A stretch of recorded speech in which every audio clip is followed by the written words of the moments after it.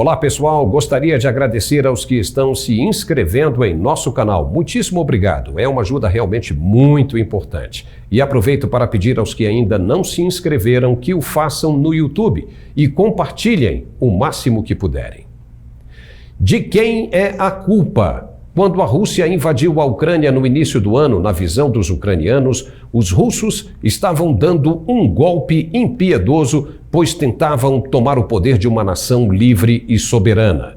Mas, quando os ucranianos, heroicamente, começaram a reconquistar as suas cidades invadidas, foram os russos que passaram a dizer que os ucranianos estavam dando um golpe neles, porque, do ponto de vista da Rússia, os planos de tomada de poder sem dificuldades estavam sendo frustrados.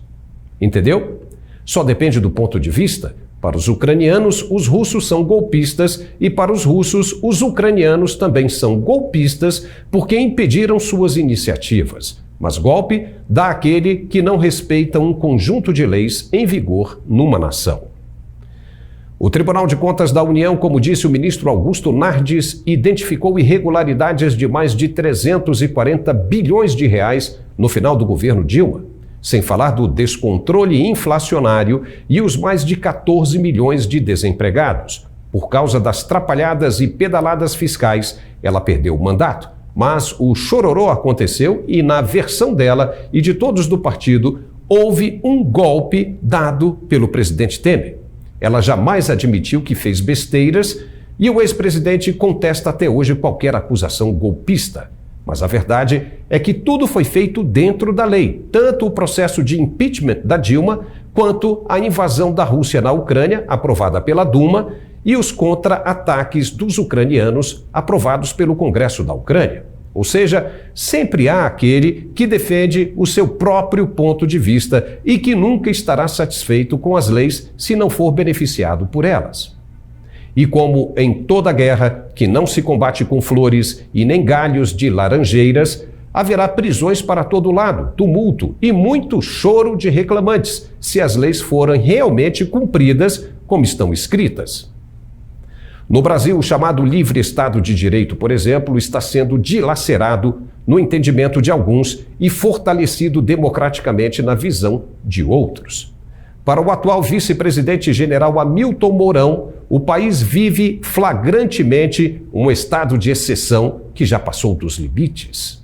O que eu considero muito claramente é que o árbitro desse jogo, o Tribunal Eleitoral, ele foi parcial ao longo desse jogo. Isso é que eu considero. Ok, já entendemos, mas ainda existem os outros flagrantes de desrespeito das leis que parecem existir para uns e não para outros.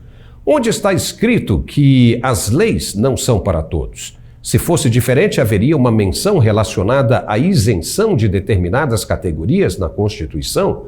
Por exemplo, deveria estar escrito em algum lugar que as leis não atingem determinados poderes? Caso contrário, os parlamentares devem acrescentar esse trecho na Carta Magna o mais rápido possível, porque do jeito que entendemos, ninguém está acima dela.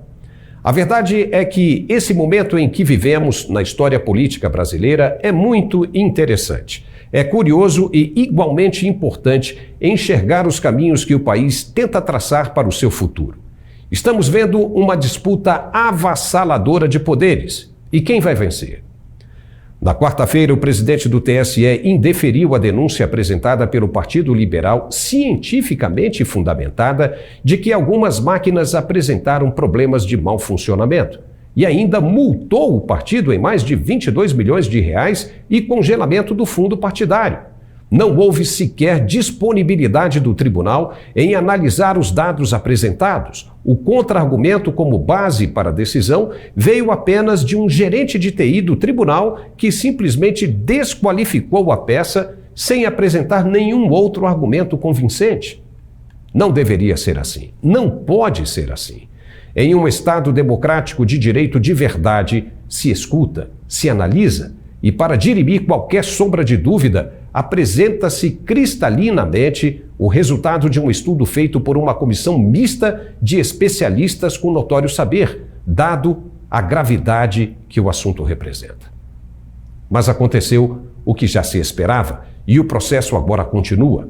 As partes deverão esgotar todos os caminhos jurídicos possíveis antes de chegar a uma resolução verdadeiramente definitiva. O país não pode continuar como está. Pessoas, crianças, jovens, idosos estão todos passando frio, fome, tomando chuva, sereno e sofrendo perseguições policiais porque estão acreditando numa causa, numa promessa. Se não conseguirem o que clamam, se sentirão traídos e abandonados pela pátria. Já parou para pensar nisso? Não são peças de quebra-cabeças para que sejam usadas como brinquedos. Nem a Copa do Mundo está como as outras. Temos uma questão urgente que precisa ser resolvida primeiro. Não há interesse pelos jogos quando se tem uma latente dor de dente como essa. Aqueles que já passaram pelo dentista sabem muito bem, enquanto a dor não termina, não há como se distrair a atenção.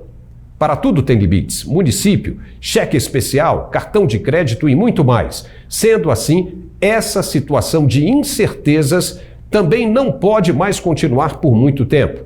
Algo tem de ser definido logo, ou para o sim ou para o não.